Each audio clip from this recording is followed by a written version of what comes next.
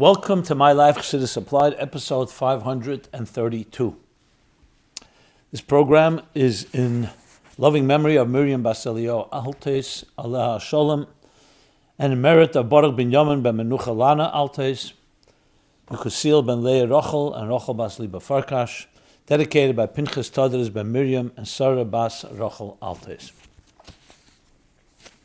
Well, we're coming from Yud Shevat, the Shabbos. Was the 75th anniversary of Yud Shevat, the 10th of Shvat, the day of the Histalkus Hilula of the Frierdiker Rebbe, and the day of the ascension and the assuming the leadership of the 7th generation of Chabad Chassidim, the Chabad Rabbeim, the Rebbe, on this Yud Shevat. And here is 75 years later, Tovshin Pei Hei. We spoke about this last week's class, last week's program, and but we're still basking in the aura and the power and the effect of Yud Shevat. There's been so much impressive and beautiful presentations, classes, farbrengens over the Shabbos here in Crown Heights in New York. I was involved in myself, and as well as in preparation for Yud Shevat. So many shiurim, classes, especially in Bas Legani, especially in this chapter 15 that corresponds to this year, the fourth cycle. As the Rebbe began, Tafshin Yud Aleph, the Rebbe said Bas Legani when he formally assumed leadership. And then after that, every year, corresponding to the chapter of the 20 chapters of this Hemshech. So we're in Perek Tezvav. So questions have continued to come in about that. And clearly everyone's still under that impact. So we'll talk about Yud Shevat. We'll also talk about Chamisha Osir B'Shvat later this week. And its connection to Yud Shevat, which is the Rosh Hashanah Le'ilones, or Rosh Hashanah Le'ilon, New Year of Trees. Talk about Parshas Yisro. And of course, some timely matters. We have a new president of the United States called Donald Trump, and he's definitely making waves, disrupting in his inimitable style, and especially around the Middle East, his latest suggestion around Gaza. So I have many questions around that. We'll talk about that as well. And some other interesting topics. Some will be surprises as we go along. So we have a rich program for you, and this continued series called MyLife Chassidus Applied. I should say we're just going into the 12th year, as we began approximately Chav Dalet Teves Yud Shevat time 12 years ago. So good time to announce. So please check it out, chassidusapply.com, special website created where you have a forum where you can submit any question anonymously. Nothing's taboo, nothing's off limits. And Baruch Hashem, it's been b'atzlacha. The 12 years are a testimony. The fact that it can only succeed because it's generated by you. It's user-generated questions. They're all coming from people like yourself, and that's what drives this whole program. I do my best to try to respond based on the maamorim, the siches, the answers, the directives, the methodology of the Rabbeim, as hence Chassidus Applied. So we maybe continue in this effort.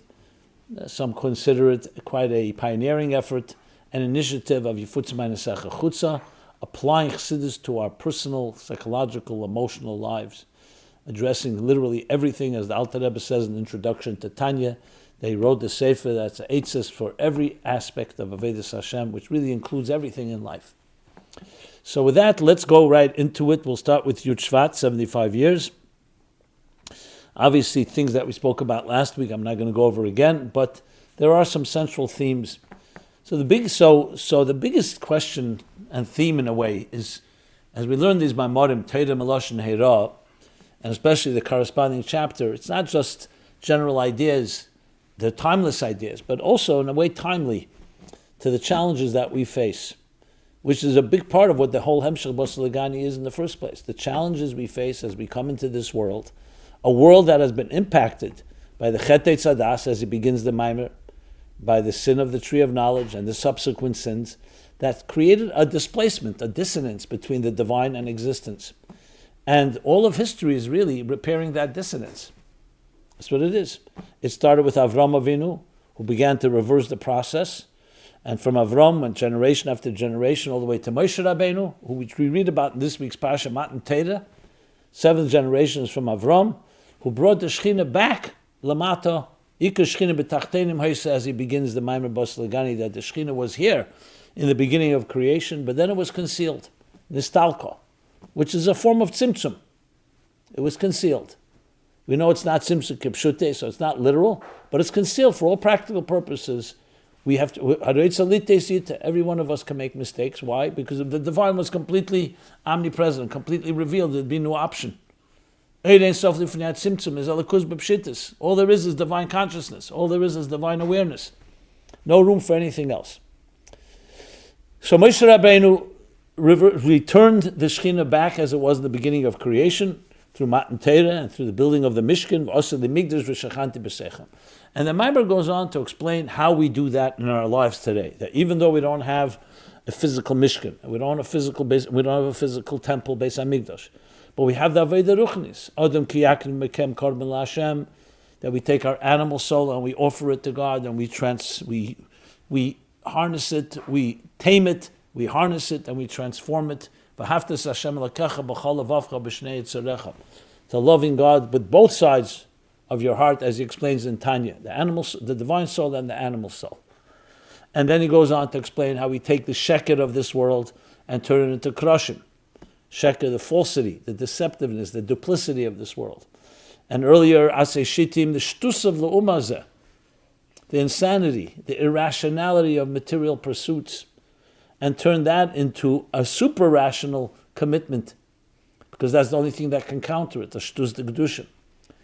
And finally, in the last 10 chapters, begins that who does this? The Tzivus Hashem.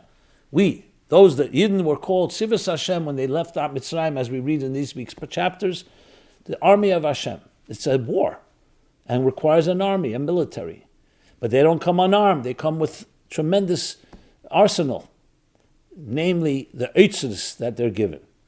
As the Rebbe says in such a powerful way, actually it's next year's Maimer Tovshin Chavov, corresponding to chapter 16, that Frier gibt in the unplekte. First we get the revealed resources. So an example that would be, we get the artillery, we get strategy, direction, guidance. And then noch gibt in the behaltene. Then we get the hidden. The eitzet hanela mekol ayin, the treasures that the king holds hidden, that no one has seen, gathered over generations.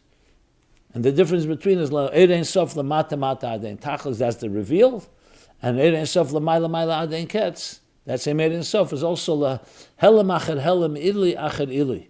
So he uses the word Helam Achad Helam. So on one hand it's concealment, but it's Ili Achad Ili because these concealments are actually revealing deeper dimensions of the divine.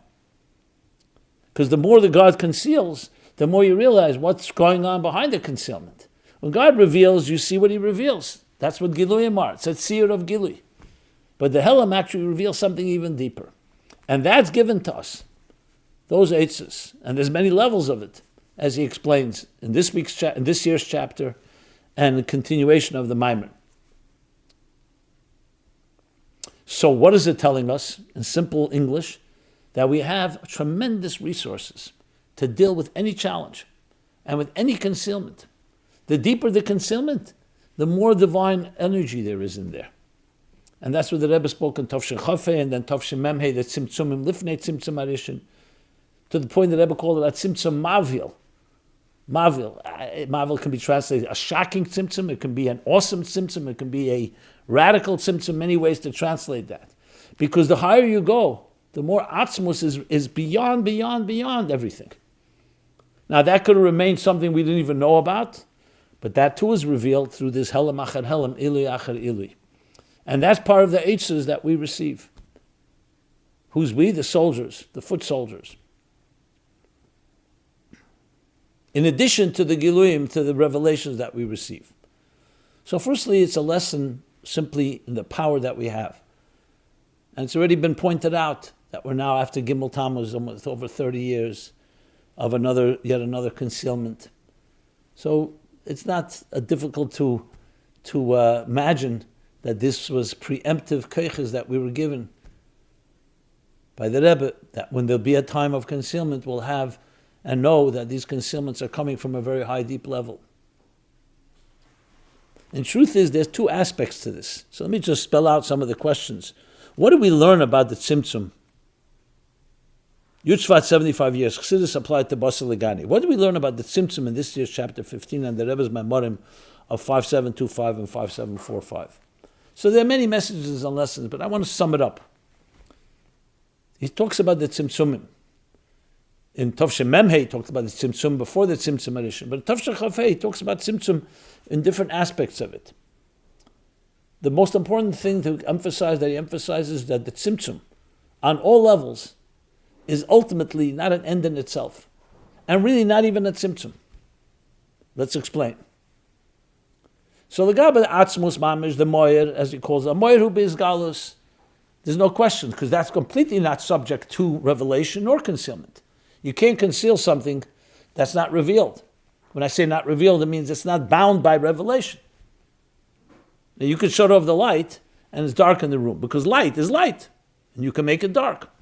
But something that's not bound by that, you could shut off the light, but the reality is that, say, oxygen in that room doesn't disappear, because oxygen is not subject to concealment and revelation, just as an example. Or electricity itself, and how much more so when talking L'havdil Alef Havdol is talking about the Eibishter. So light can be concealed, can be diminished, but not the etzem. So no matter what, the atzmus is everywhere. But you could argue that is atzmus. It's on atzmus terms. How does it help us? So firstly, it helps us because it's who we are, the essence of every neshama, the essence of every person. So that's there. But can we access it? So then we're told even oir, even revelation, even if it's concealed, it's not truly concealed. And the example of a teacher. Example of a teacher who teaches. So when he conceals some of his intelligence, or all of it even, the intention is not to conceal, it's only to reveal. So it's actually his tzimtzum is in order to connect with us. It wouldn't connect because the behirus, the brightness is too intense. I mean, to go a step before that, I probably should have mentioned that when you have the concept of a novi, a prophet, so it could be that a novi exists, but there's no kalim for it. That doesn't mean there's a tzimtzum. It means that someone knows no one there to take it. But let's go back to the example of the teacher. So the tzimtzum. And now, you could say for the teacher, for sure nothing is concealed. Nothing was compromised in his mind. He's not revealing everything. But even from the point of view of the student, ultimately the whole purpose of teaching is that he should grow, and he should cut deeper and deeper to the point that he can reach, after 40 years, Daita Derav. But as I'll explain later in the Hemshech Ayin Beis, next year's Maimer, meaning chapter 16, there's even deeper than that. That's still a Helam, but it's a Helam that you could access. It takes time. Then you reach levels that are far beyond that, were never even subject to revelation in the first place. You're going all the way to the root of the Helam. Like he speaks about, Maila Mailad and Ketz is Makif HaRochik, not just Makif HaKorev. Makif HaKorev is concealed, but after 40 years you reach it. So bottom line is that there's no tzimtzum, not in the moyer for sure not even in the oyer from the point of view of the teacher, not in the oyer from the point of view of the student, because the whole point is to reveal. And then finally, the deepest point is that even the Helam itself, the very concealment, is also a power of whom? Of the teacher. The teacher is concealing. In the case of Lamaila, Hashem is concealing. It's Koyach HaHelam, and Koyach Shaloi Lahoyer, and as he explains, is even deeper than his power to reveal. Because it reveals in him a power. The fact that God reveals something, so obviously the revelation, light, reveals what it's revealing. Sunlight reveals the sun. But if suddenly something comes from the sun that has nothing to do with light, then you say, wow, the sun has something that's not about light? So it reveals even deeper dimensions that God is not bound by gilui and by expression and by revelation and by definitions. However you twist it, ultimately, it's all about ultimately experiencing the reality is there. So then why is Helam such a terrible thing? Well, you see what it does. Because when it's misunderstood, and it's misused, and it's abused, that's where the problems begin. And that's the story of history. Every injustice, every crime, every violence of someone hurting another or hurting themselves is all due to a Helam that's misunderstood. So our job is to understand it. So when we learn Basel Gani and we learn these maamorim, it's teaching us what's the true story of the Helam.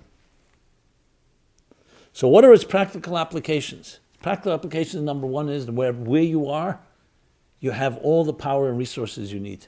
Doesn't matter whether you don't see it, doesn't matter whether you don't feel it, everything you need is there. Just having that confidence is critical, because then it gives you the motivation, it gives you the confidence to forge ahead. If you feel weak, you become weak. Like the Alter Rebbe says in Tanya, two people wrestling, even if you're strong, but if psychologically you're depressed or you're sad or you're unable to really get motivated, that weakens you far more. Psychological warfare, it's called. Number two, the practical applications is that you can achieve whatever you need to achieve in this world. And let's go a little deeper in it. So Tzimtzum, in this sense, everything is reversed. Tzimtzum usually we see as concealment, okay. But there's two aspects to it. First of all, as we just said, the Tzimtzum itself is in order to bring revelation. But to go further, the Rebbe brings in the Tafshech of Hey Maimer from the Baal Shem Tov and then from the Magid, which is the basis of a big part of Hemshech Ayin Beis. The Torah of the Magid, Anaseh Lecha Shtei Chatzitzes. The Rebbe brings it also in the Tafshim Hey Maamorim, which we'll talk about shortly.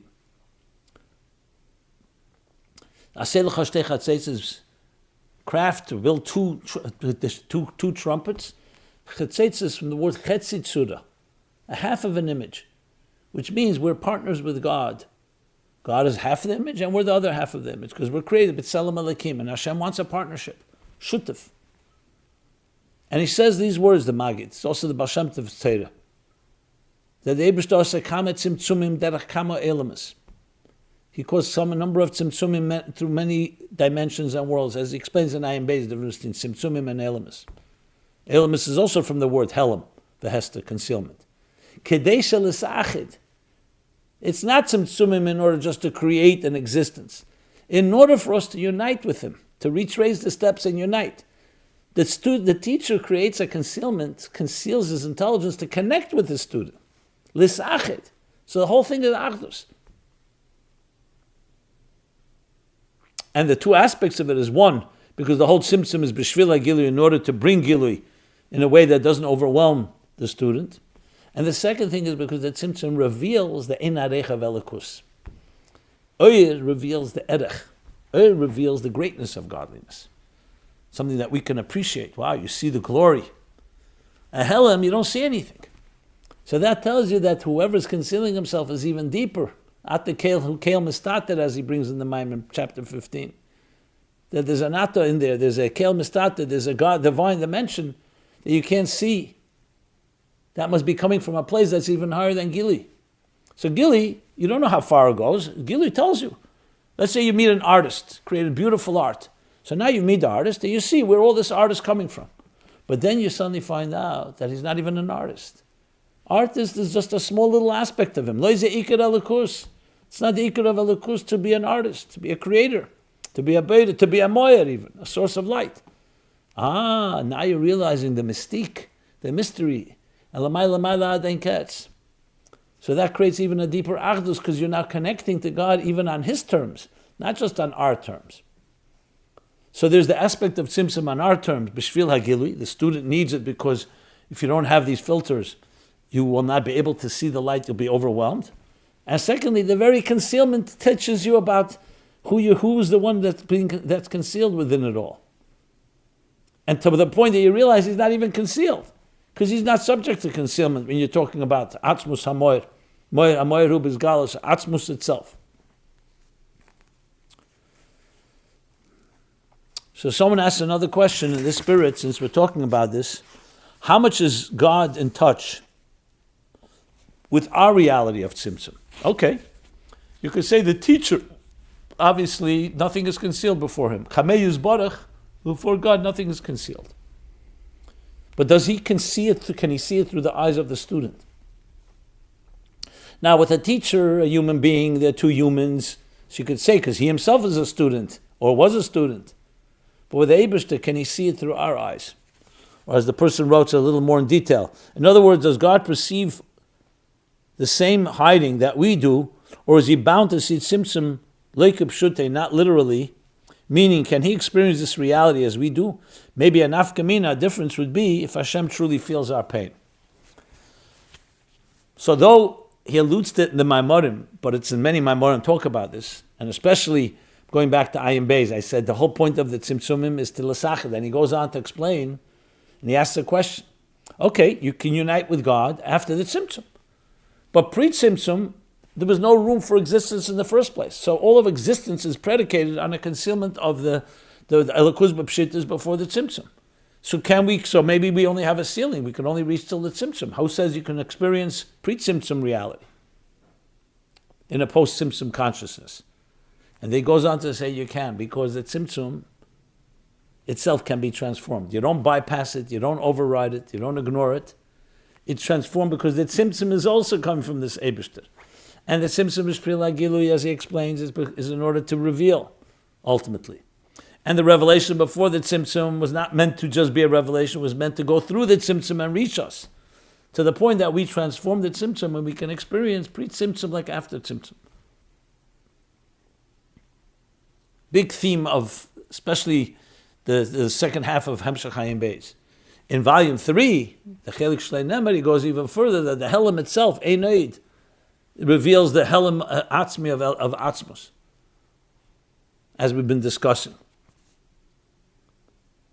But as far as God seeing, so we know the Maimer Erdana, Pasuk in Parsha Vayeru, Hashem says, let us descend and see where these cries of Sdoim are coming from. The Sodomites, the people, Anshe Sdoim, were torturing and oppressing people. And the cries reached heaven, and God said, let us descend. So there's a Maimer in Vayera, Parsha Vayera Tere'er, sometimes referred to as Pasuk Chaliyo, because he speaks about that. There's a fundamental Maimer, to the point in Tov Reish Nun Ches, the Rebbe Rashab wrote a whole Pasuk, the Hagos to Pasuk Chaliyo. It's a whole sefer of its own, kuntras of its own. Very fundamental. And we have from the Tzemach Tzedek and the Rebbe Marash on this Maimer, that the whole idea of Atzilus is this Erdana. Why does God have to come down below? He doesn't know what's happening. So he explains the difference between Yodeya and Yodua. Yodua means it's known. It's like a bird's eye view. Things are known from above. God sees everything. But it's, so to speak, from above. Can he see it through our eyes? So there's a thing called Yodeya. He knows it. The Erdana, obviously God doesn't have to come down. That's obviously V'yered Hashem al Har Sinai in this week's Parsha. It's also, he's not coming down. We're talking metaphorically. That there's a level of das tachten that God does manifest, like mamala kalamin, to see the existence through the eyes of existence. Obviously, this needs a lot of explanation because it's all kav yachol. The Eibishter can see it any way he wants and wherever he is, and he's everywhere. But nevertheless, on our terms, like the Rebbe explains in Tetzav Tov Shemem Hey, the Eibishter did it. He didn't have to do anything. He can do whatever he wants. But he wants us to know that I see you also as you see you. Not just I see you as I see you. It's not just through my eyes. Yes, I want you to learn to look at yourself like I look at you, Hashem says. But I want you to know I also look at you as you see yourself. You know, when we were Bachrim and Chassidim would always ask the questions, does the Rebbe know every Bachar? Does he know every one of us? So Mitzad Ruach HaKedesh was not a question. Mitzad Das Elyon, the Rebbe knows everything, especially his Chassidim. But the question was, does he know you as you know you? In specifics, in details. Mamata Lamaila. And the answer is yes. That's why it's called Kel Deus Havaya. There's a Das Tachten. Again, however you explain it, and it needs explanation, but Kav Yochel, the Eibishter, yes, who can do anything, made sure that, yes, he can see it through us. And that's Imer Nechi Betzara, like you write. He actually feels our pain. Kaloni Mereshi, Kaloni Bereshi, Kaloni Berezrei. That when we're hurt, Hashem Kavyachol is affected. How we explain it, there's many ways to explain it. What level it affects, does it affect all levels? So again, in Ayin Beis, especially in Chele Gimli, talks a lot about that. But bottom line is, there is that aspect, because the Tzimtzum, remember, is the Eibishter's Tzimtzum. We didn't create the Tzimtzum. We may have misunderstood it. We may have abused it. We may have acted on it the wrong way. But Hashem created Hein Hein V'Reisav. So of course he sees the Tzimtzum and he knows what the Tzimtzum is. He's not affected by it, obviously, because he sees it from that side. But he also sees how we see things. And that's why you have the concept shchinte begalusa. But shchinte, you don't say kudshe b'richu, shchinte. Because the shchina manifests, shechenes mislabeshes betachtenim, as he speaks about in the beginning, Tovshin Yudal of the Bos Legani, about what shchina is, from Tanya and from all the Rabbeim that Rebbe brings, which interesting is also based in Ayin Beis and Mchele Gimli. He talks about that at length relatively. But bottom line, Tzimtzum, also kama tzimtzumim derech kol ha'elemes, derech kama elemes, in order for there to be achdus. So the Eibishter sees it through. He knows that Tzimtzum is completely for Gili. Not only for Gili, it is really a Gili. Gili also of the Helam, of the Atzmi, and so on and so forth. So that's the answer to that question. So in that spirit, someone asked the question, why can't God allow us to understand His essence? And when Moshe asks Hashem, Hareini noch es chveidecha, show me your glory, show me your face, which means His primus, the etzem, atzmus. And Hashem says, Lo yireini odem v'chai, no person can see me, I live. And then He says, V'yisres achere, pone lo yiro. So why do we say that we can never really understand God's essence and His infinity? Doesn't that put limitations on God? Because if one day God decided He wanted to teach us what His essence is in a simplified way that we can understand, then in that case we would understand it. So this is not a question on God. Of course God can do whatever He wants. But He wants it to be in a way that we relate to. If God does whatever He wants, and we cannot say, for example, can He create existence without a tzimtzum? Can He create the brightest light and no concealment? You don't need sunglasses to look at the sun. And this is much more than the sun. The infinite Eira Ein Sof Lifnei. So why does it say in Eitz Chaim there's no room for any existence? Ein Nesinas Mokum Le'elam Es Klal. Because He wants it to be in our terms. Of course He can do it, but we'll never understand it. Now, could He make our seichel different? So the Alter Rebbe already writes, we're talking about the seichel, the way Hashem created it, whatever reason He created it this way. So we would not understand it. It would be Kol Yoch. Of course He could do it. But He wanted it to be in a way that we relate to it.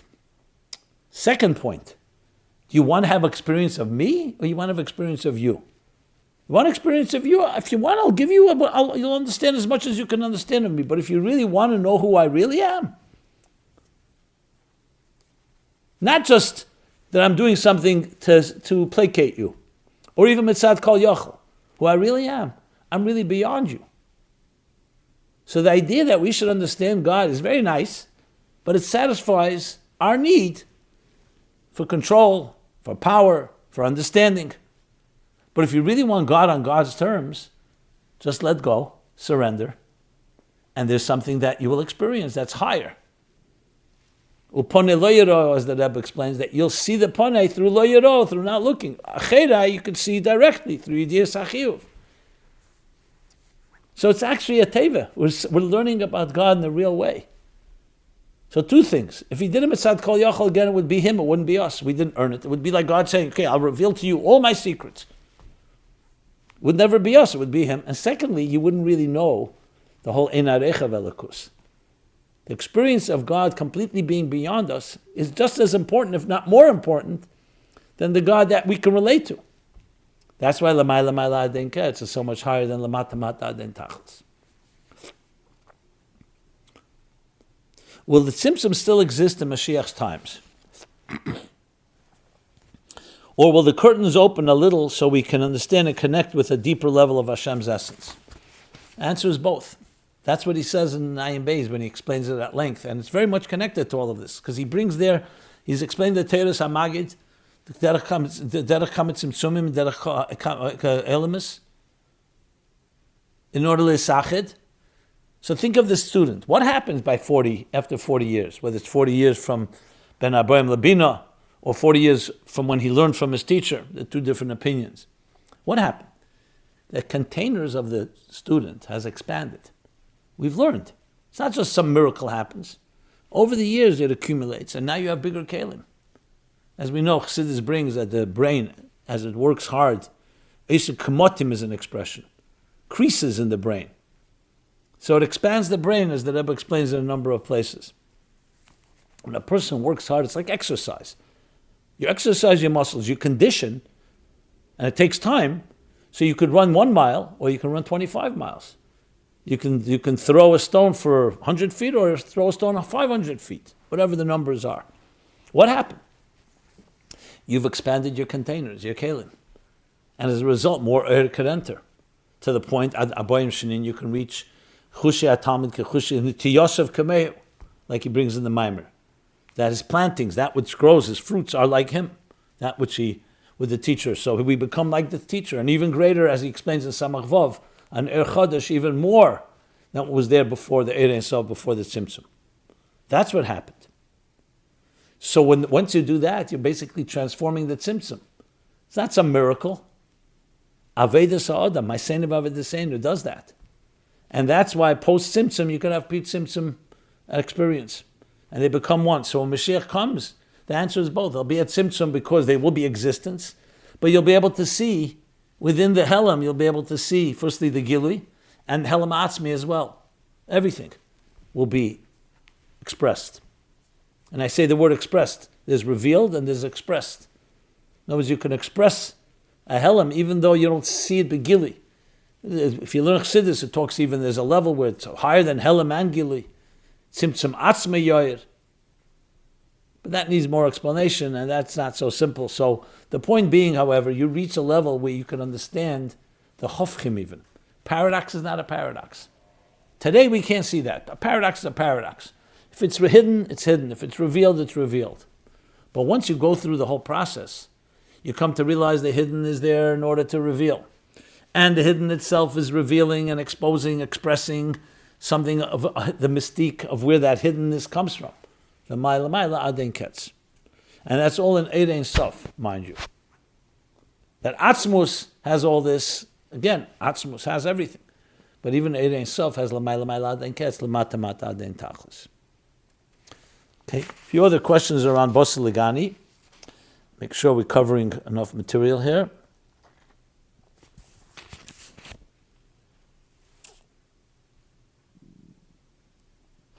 Why does it say, my sister, my bride? Bosel Ligani achesi kala. Come to my garden, my sister, my bride. As someone says, isn't marrying a sister forbidden in the Torah? So why does you use the word sister? So the fact is, in Shir HaShirim, you have the expression a number of times. Akel deidi defik, achesi rayosi. It also uses the word sister. So on a very basic level, sister doesn't always mean a literal biological sister. It's like expressing a form of affection. And Chassidus explains it between achesi and rayosi and tamosi.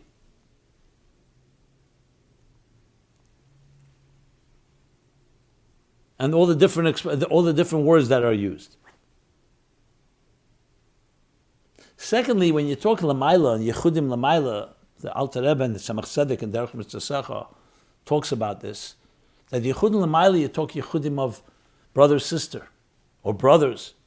Lamata, he calls that as Gili Arayis, it's of the Arayis Asuris, Bias Asuris of the worst sort. But Lamaila, it's all in Kedusha. So in Nechanam, you're not talking here physically, you're talking here in the spiritual sense. There's something about a sister that has a connection that's different than the connection of a bride. And here we have all the milas. That's the basic response. He doesn't talk about it in the Maimer, but other maamorim you can find this when you look around. Go to Sefer Lekutim, Tzemach Tzedek, where he talks on different psukim, a look at Achesi, Rayosi, and so on. Another question, what's an example of Shtuz D'Kedusha that everyone can do in their daily lives? So, as I mentioned before, in Bosel Ligani, a big theme is to transform the Shtuz Shittim, Shtuz D'Kedusha, which is the insanity, the irrationality, the ludicrousness of material pursuits, into Shtuz D'Kedusha, which is the super rationality, the super rational of Kedusha, not just doing it logically, but going beyond what makes sense. But it's above. Shtuz L'uma is insane, is below Seichel. Shtuz D'Kedusha is above Seichel. Now this is very much connected to the Eitzes, because the Melech splurges them. Bizbuz Eitzes means more than just a regular flow. And Echanami, what's the keli for that? The Yiras Shamayim and the Mesiras Nefesh of the Anshe Tzava. Explains this also in Ayin Beis. They go beyond. It's one thing is V'haftas Hashem Elokecha b'chol levavcha b'chol nafshecha. That's more or less Aveda Pitam V'das. Makes sense in an organized manner. But then there's an element of Mesiras Nefesh, like b'chol meidecha, or even higher, Avad Rabban, Avad B'tanugim. You go beyond. When you love someone, you don't just do it as much as necessary, Meshuras Hadin. You go Lefnim Meshuras Hadin. So that becomes a keli for the Eitzer, which is also Lefnim Bizbuz Eitzers. So what's an example? An example, take Perek Tezvav in Tanya, where he says, what's real Eved Elikim? Someone that goes beyond their nature, beyond their regilus, beyond their routine. The Gemara talks in Menachos that in those days there was a custom when you studied something, you studied Mei Pamim. 100 times you reviewed it. Nevertheless, says the Gemara, that's Lei Avodai. Why? Because you're used to it. It's routine for you. 101, you go one more than your routine. That one, which can only come after you have the 100, obviously, takes it to another stratosphere. It's a quantum leap. You've shifted, you've gone beyond. So in other words, like they say, you give tzedakah, give till it hurts. We don't mean physically hurts. We mean to say, go beyond your comfort zone. Explains in the Torah Mikates, B'chol moedecha.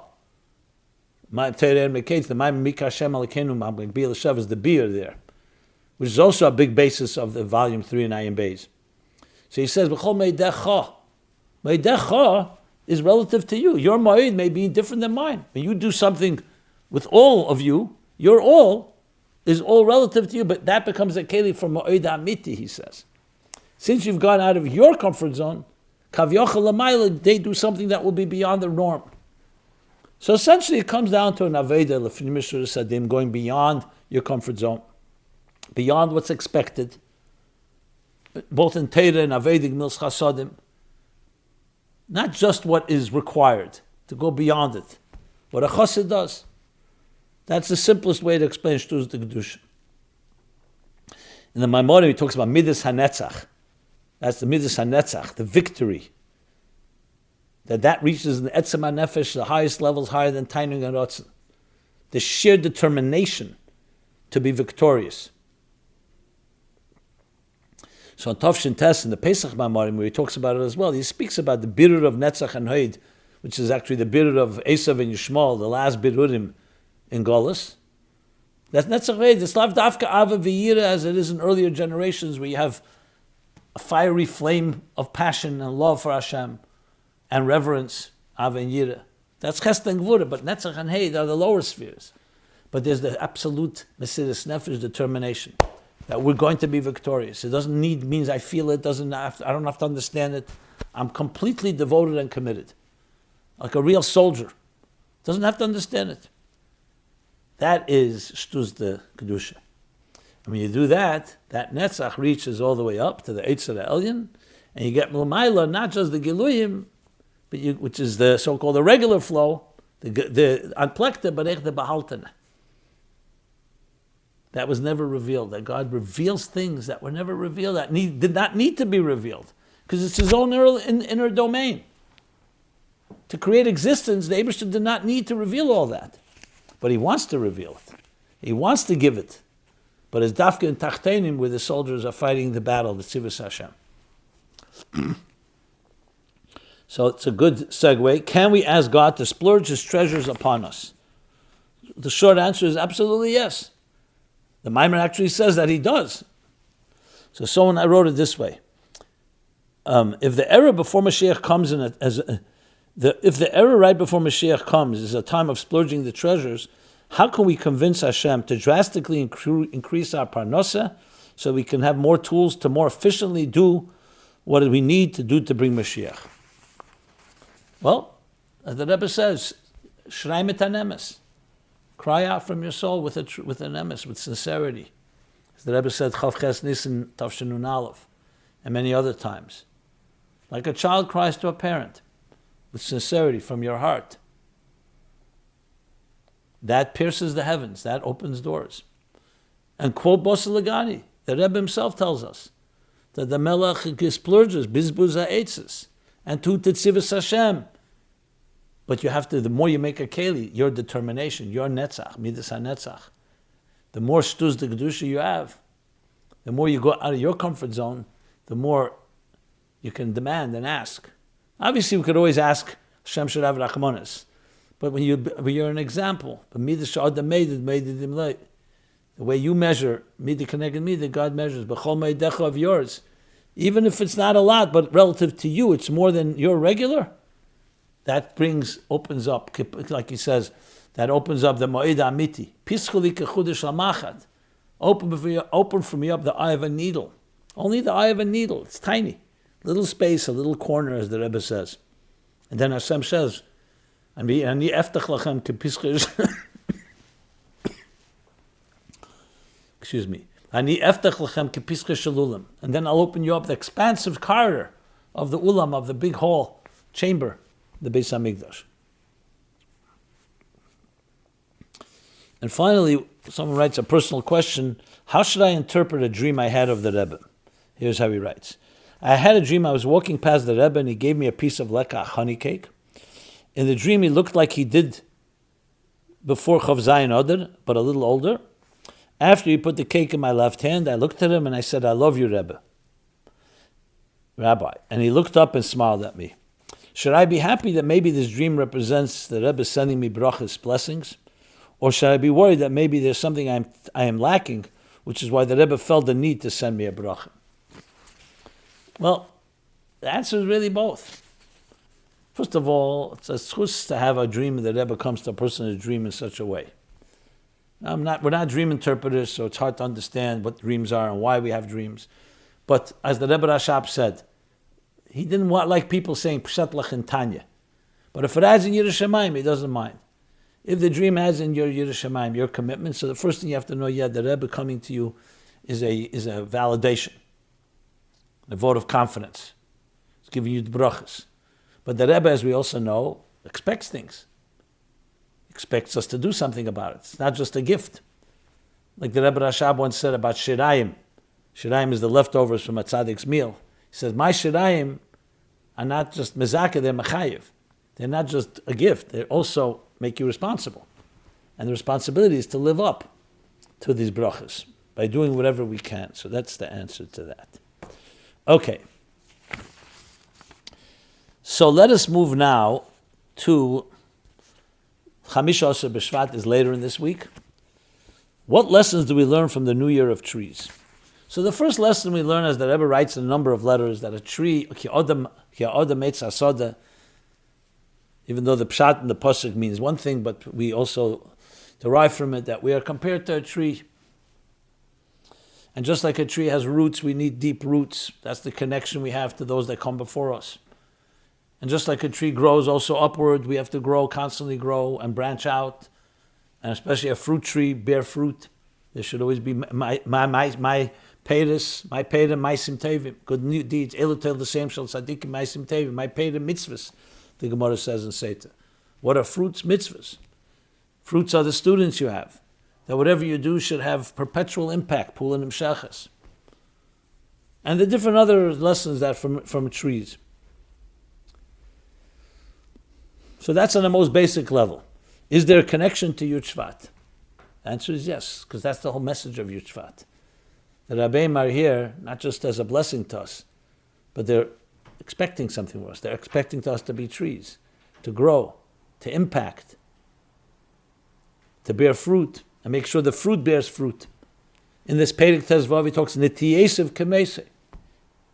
He wants to have Netiyesev. Netiyesev is his plantings, should be like him. Like the Gemara says, that you should be like me. The tree says that God blesses that you should bear a tree like me and the fruits like me. In other words, we perpetuate. To the point that the student becomes like the teacher. And this is the ad infinitum. Because once you create a student that becomes a teacher, then the Gemara says, Teire machzeres alachsanya shalei. Because when you have students, it's one thing. You have children, it's one thing. But when your children have children, and your students have students, then you know it's forever. Another connection, Basila Gani. Gani is a garden with trees.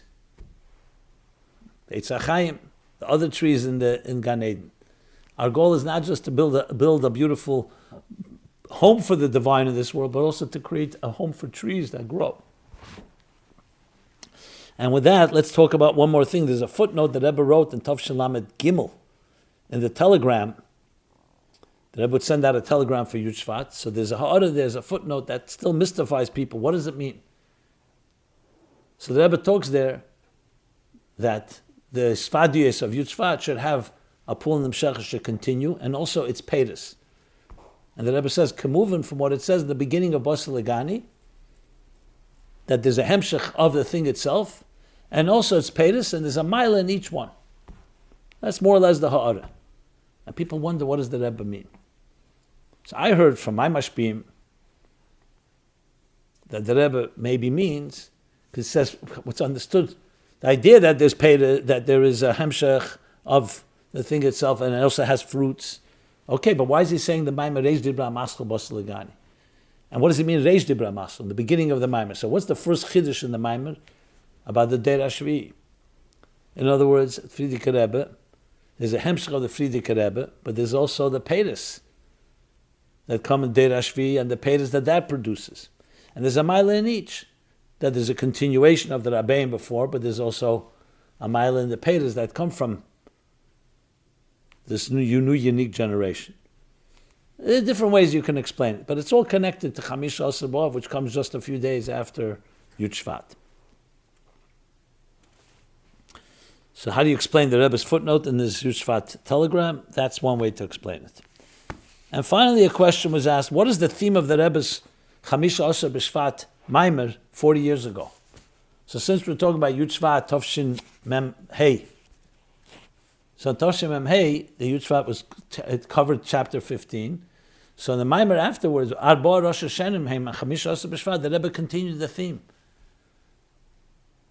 of Tzimtzumim before the Tzimtzum edition, where he talks about briefly Arba Rosh Hashanim Heim. So Rosh Hashanah has two aspects to it. It's a day in the month, a day in the year, but it's a reish. A reish encompasses in it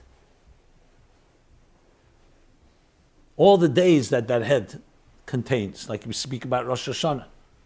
But the Rebbe says, but that's how it's in the reish. For it to come out into the details, there you need Tzimtzumim. And he brings the Tzimtzumim that we learned about the Tzimtzumim all the way in the highest levels. L'mayla adein ketz. So just like this Tzimtzumim in Mokim, Tzimtzum Shchinte b'shnei badei Aaron, that the Eibishter channeled the Shechina between the two rods on the Aaron. So the whole Shechina is now channeled. That's a Tzimtzum. That's in Mokim. And in Zman, that's the idea of Rosh Hashanah. So you're taking a central thing and you're channeling it into specific details. And then he goes on to speak about the Tzimtzum and just the whole Seder Ishtalshlos all the way to the highest levels.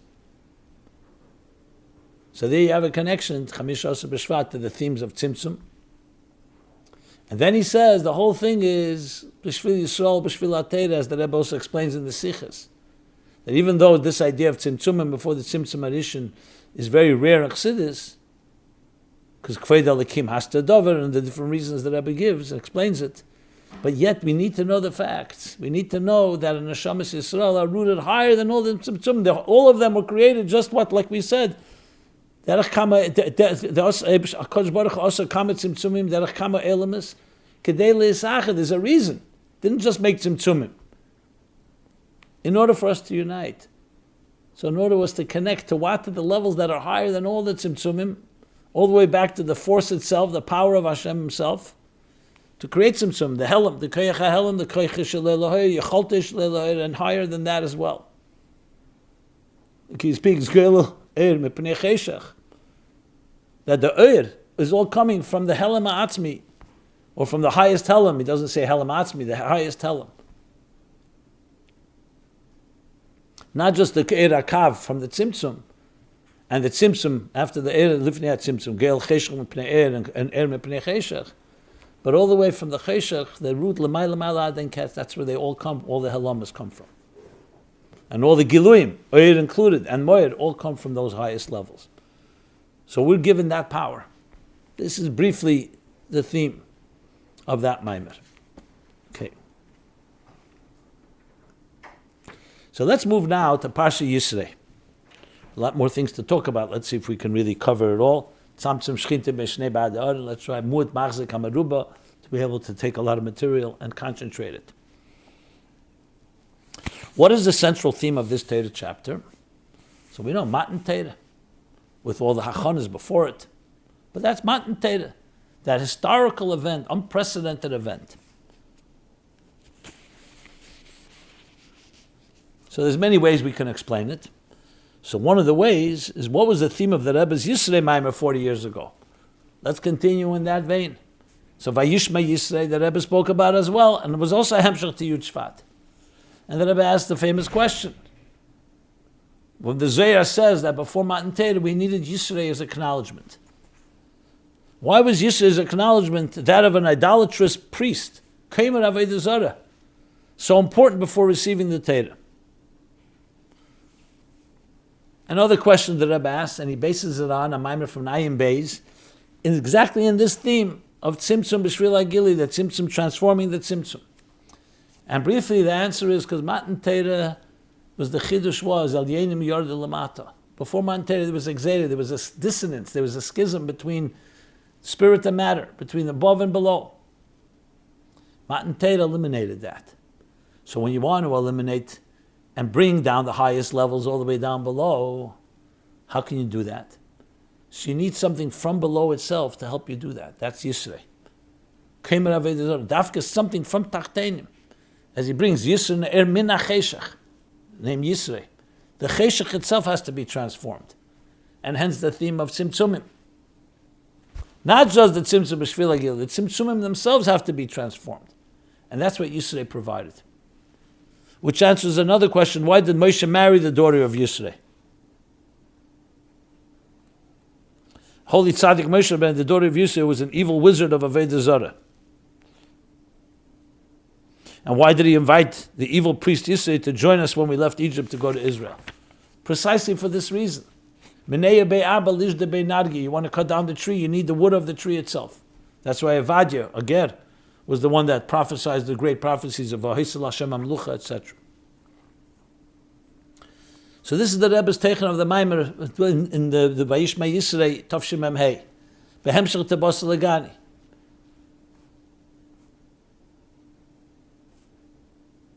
And this also explains another question. Why was the parting of the sea necessary before receiving the Torah? And indeed it says, Mashmur Shamo above Vayishma Yisro Kriyas Yamsuf. Because Kriyas Yamsuf, as he explains in the Maimer that Rebbe explains from Ayin Beis, is also B'kiyas Kol Tzimtzumim. We know when the Kriyas Yamsuf, it wasn't just the parting of the sea. It was the parting of all the Tzimtzumim throughout Kol Shteder Shtalshus, all the seas, in order to see what's behind it. The Tzimtzumim is not an end in itself. It's in order to bring Gilui, it's in order to express the divine Helam, Mail Adein Ketz, and that's why Kriyas Yamsuf comes out Gdom. And that's the shmua that Yisro sensed. And that gave the koyach to integrate the lowest levels, Tachtenim with Elyenim. A few more questions about the Parsha, just quickly. Why are the Jews called Mamleches Kenim, a nation of priests? Does it mean that we're all Kohanim? Are we allowed to enter the staff only sections of the Beis HaMikdash? Can we give blessings just like the Kohanim do? Just in case it's true that we can, I bless, and may it be Hashem's revealed will that all the hostages are safely returned, and I bless my wife that her husband should be wealthy and have no financial problems, and that she should have a healthy child. Amen. So obviously it doesn't mean halachically Kohanim. It means Kohanim, yes, that our job is to be l'shamash eskeni. Ani nevreis l'shamash eskeni, like l'sharis of a kohen. And indeed, the Rambam at the end of Hilchos Shmita V'Yevel says, Leis shevet Levi bilvad elakol ish v'ish meboy elam. That every person who dedicates their life is harizem miskadosh kedesh kadoshim. So we all have the ability, like we say in the Hirotzen, in the Aved of Yom Kippur, that just as the Kohen Gadol went into the Kodesh Kadoshim, Yehirotzen, that our prayers should be fulfilled.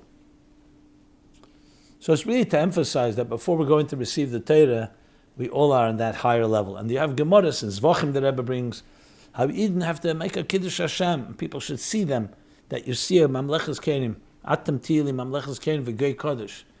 That you should be for me always an example, living example of what God wants, of a person serving Hashem. And a Goy Kodesh, a holy nation. And finally, what makes the 10 Commandments unique? If all the 613 commandments are expressions of God's will, why are the 10 commandments in a different special category? Are there different levels of God's will? No. What we call it is klal and prat.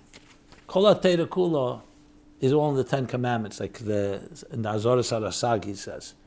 All the 10 commandments, they have 620 letters. You have all the 10 commandments are included in Anochi and Layilacha. They're all included in Anochi, in the word Anochi, in the Aleph of Anochi. So the 10 commandments capture the essence of Kol HaTorah. But then, of course, they have to all be spelled. All the details that follow it. So they heard that directly from Hashem. And in it lies the root of all. Just like we talk about Torah Sheba'al Peh, everything is somewhere in the written Torah. Everything in the written Torah is hinted to in the 10 commandments. Set aside dibros. Not sure why they call it commandments. Set aside dibros means 10 statements or 10 words, 10 expressions. But that's what it's called by some. Okay. Let's move now to something more timely, and that is the latest events going on in the world today. Let's see how much I can cover here. I will definitely try to cover as much as I can. How should we react to President Trump's Gaza suggestion? We all heard what he suggested, that the United States, he called it, should take over Gaza and help lead the rebuilding of it all, and get all the people living there should move out because it's dangerous and all the other reasons. Of course, right away, an uproar. So the first thing I think we need to keep in mind when we react to things like this, let's stay out of politics. There's some people who hate Trump, and no matter what he says, they're going to dismiss it. There are people who love Trump irrationally, and no matter what he says, when Malachas Kain and V'gei Kodesh, and Yud Chassidus Applied, we're not caught up in the hoo-ha, in the popular opinions of pundits, of media, and so on. To look at things from Torah eyes. The fact is, this is a region of war. Horrible things have happened. Look what happened, what they call October 7th. President of the United States is initiating an idea to shake up the status quo. You don't like the idea, give a better idea. That's how we have to approach it, from a Torah point of view. If you and I said, let's get together and come up with an idea, so then we have to make sure the idea is Izgal, whatever it is that we have to be involved in. But a president has come up with this idea, Leib Belochem Esarim B'Yad Hashem. The heart of leaders is in the hands of God. At minimum, he's shaking up the status quo. Adarabah, let someone come up with a better plan. This will force, I can assure you that there are meetings going on right now. What are we going to do? And what happens if Trump is serious? We don't even know the details of the plan. I don't want to even go into that. But he's trying to address a real issue. There's a war being fought. And even when it'll be over and B'mitzvah Hashem, all the hostages will be released, you still have haters. And you have a country, yes, Gaza is right now a danger zone, besides the tunnels that have undermined the entire infrastructure. You have people who are just driven by hatred, or at least controlled by people driven by hatred. I mean, it's a mess, put it mildly. So if he can pull off peace with Saudi Arabia, a continuation of the Abraham Accords, and can shake things up in that region, hey, we should be supporting that. Again, we're not getting into the politics, not about Trump. He came up with an idea, come up with a better one. Status quo, just go back to where we were. That's a solution. So someone asked, would the Rebbe agree with this approach? Trump and Netanyahu announced a plan to kick everyone out of Gaza and then level the entire place and rebuild it from scratch, but without Hamas being allowed back in. Aside from the financial aspect and the logistics of where the 2 million Gazans will go for years or decades until it's rebuilt, or what will happen to any Gazans who refuse to leave peacefully, in general, is this a good idea to let these 2 million people who hate us back into Gaza after the rebuild? They may try to form a new terrorist groups and make attacks because they are very toxic people. So all this has to be taken into consideration. I'm not going to deny that. Again, we're not responsible for you asking how should we react. Let it challenge all the world. Let them. You really care about the quote unquote innocent civilians and men, women, and children in Gaza? Do something about it. Where's the compassion? Take them into your country. Help them. Help rebuild Gaza. That's how I would have presented. So someone asked, based on the Rebbe's teachings, would he think Trump's idea for Gaza is a good idea? I can't speak for the Rebbe. The Rebbe himself did not say such an idea. But here's a president of the United States says it. Would the Rebbe come out against it? Obviously, you have to do it in a humane way. We're not talking about doing something that is inhumane. And on the contrary, it may be the most humanitarian thing you can do, helping people rebuild. The fires in California, everyone's talking about rebuilding there. You have to rebuild. Rebuilding is a price to pay. So I can't speak for the Rebbe. Rabbi Meir Kahana was considered very controversial because he proposed an idea to get all the Arabs to leave Israel by purchasing their property. Now Trump is doing something similar by promising them new homes in Jordan and Egypt if they leave Gaza. Do we know if the Rebbe ever commented on Meir Kahana's ideas and approved or disapproved the ideas? Look, the Rebbe did not approve of any aggressive and violent methods. He wanted the government of Israel to do everything. He did not want demonstrations. He wanted to always show unity. Yes, and the Rebbe used his pulpit, so to speak, to make the case for Shleimus Haaretz, for the Shtochim, for the Pekuach Nefesh, Simishin Chavtes. We know Kahana's approach was a very radical approach. So the Rebbe Bechlal did not believe in coming out in that type of radical way. But if the United States comes up with an idea, it doesn't really matter whether Meir Kahana had this idea before or he didn't have it. It doesn't really matter. So again, it's a country, the United States is entitled to come up with ideas, and perhaps they could implement it, or at least force the world to come up with another idea. Okay, that's briefly the answer, and I have to be brief because of time. Someone else asks, is Gaza part of the biblical land of Israel? So in my research, there are different opinions. Part of it, for sure, is referred to in different places in Tanakh. The question of all of it, and what time, when it was part of, when was it not part, Gaza. But in the general context of Mashiach comes, it is definitely part of Eretz Yisrael. Some places says that it's part of Shevet Yehuda, had part of that land. Maybe there's more details about it, but it's not relevant because we're not doing this. We're not demanding it for the name of the biblical land of Israel. In our practical purposes, it's all about Pekuach Nefesh and security. That's the most important thing. Okay. Now, there were more questions about President Trump in general. I will leave that for the next week because of time limits. I'll just conclude in a more, lighter note about the Super Bowl. Today people call this day Super Sunday. So what should be our attitude to the Super Bowl? I'll just address two questions. How should I react to my husband who insists on watching the game at home? Their children are at home and other things going on. So I believe I've talked about this. I think you have to know how to choose your battles. I'm not going to condone and sanction watching the Super Bowl. A yid daf lemnon Torah the whole time. Everything else is bittul Torah. But is it the worst sin? Some people are taken by it, the entertainment of it, the hoopla, whatever it may be. I can't speak about the children in your home because I don't know what the status is, what other things are going on. But I've seen parents watch the game with children. Again, I'm not sanctioning it. I think each case by case. But you have to also keep in mind, husband and wife, as a wife, you want shalom bayis. So maybe instead of making it a battle, to talk to your husband privately, on the day itself may be a little difficult, but before, and it's about the mood in the house in general. It's not just Super Bowl. B'chlal, what's important, what's a priority. And if it's heartfelt, your husband cares about you and loves you and your family, I'm sure he'll react. But I wouldn't make it a zero-sum game, meaning absolutely no, watch it and so on. You have to find a way where it can be addressed peacefully. Which brings me to the question the other way around. How should I react to my wife who insists on disturbing me watching the game? Should I just tell her that I'll go watch it in a bar? And the person writes, every year my wife yells at me and makes me feel like an animal because I like sports and I like to watch the Super Bowl. Last year she was purposely being disruptive and making loud noises near me so I couldn't enjoy watching. I got so upset at her, I said, go grab your broomstick and fly away somewhere and leave me alone.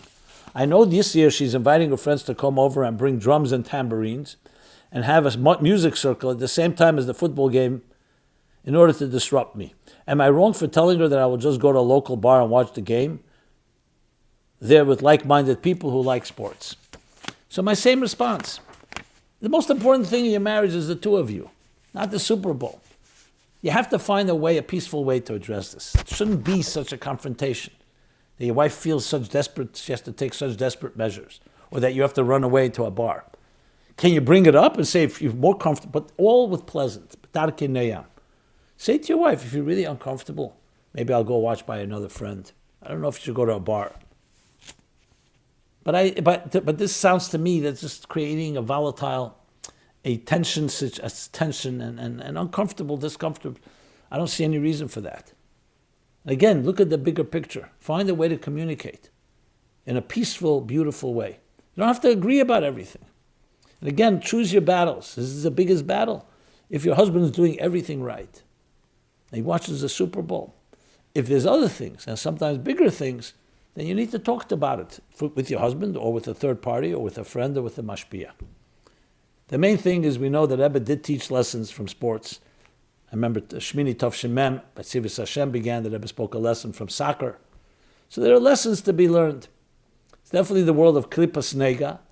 I wouldn't call it Shalosh Klippas Atmeis, even though there are parts of it that have elements that are really inappropriate. But the truth is, let's try to use it for Kedusha, for lessons. And above all, coming from Yud Shevat and going to Chamisha Asar B'Shvat, may we be trees and produce peiros to bring the Geula Hamitis V'Ashlema. This has been MyLife Chassidus Applied. We're here every Sunday, 8 to 9 p.m. Be well and be blessed. This program is brought to you by MyLife Chassidus Applied. Please help us continue our programs. Make even a small contribution at chassidusapply.com/donate.